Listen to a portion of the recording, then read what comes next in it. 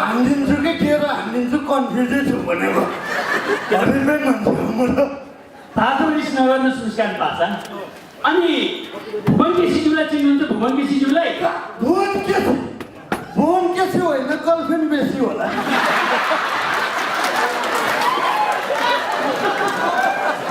त्यो भुवन केसीको त आफूले खेलेको फिल्मको सङ्ख्या भन्दा बढी गर्लफ्रेन्ड छ अरे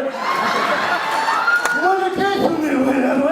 अस्ति चाहिँ कुन हललाई ठगाएछ मेरो फिल्ममा चाहिँ निकाल्नु मेरो गर्लफ्रेन्डलाई मात्र फोन गरेँ भने हाउसफुल हुन्छ भन्ने उसको र मेरो उमेर पनि मिल्ने अलिअलि त मलाई पनि अनुदान दियो हुन्थ्यो मेरो स्माइलिङ चोरेर हिट खायो हरेक फिल्ममा हेर्नुपर्छ हिरोइनी देख्न पाएको छैन गरे हुन्छ है स्माइलिङ त चोरो अहिले मैले त्यो बिचमा गर्छ नि यो तिम्रो गर्ने पनि चोरिदियो भने बर्बादै हुन्छ अनि मुस्कान पाछा महानायक राजेश हमालज्यूलाई चिन्नुहुन्छ राजेश हमाल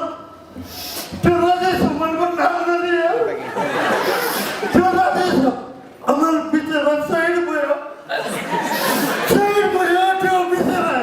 कसरी पाछा के गरे नि के गर्यो खाउन लाउन भन्ने उमेरमै साइड भयो बिचरा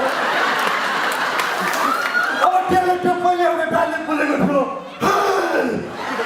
शङ्कर हो मेरो नाम त्यही डाइलेक्टले कति राम्रो काम गर्यो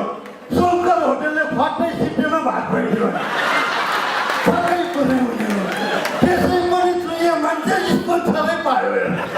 अब यो डाइलेक्ट त्यतिखेर बोलेको अहिले राम्रो काम गर्यो पछि चाहिँ यो डाइलेक्टले पिरोन्छ त्यसलाई बिचरा कसरी पिरोन्छ अब त्यो बिहे गर्ने बित्तिकै स्वागत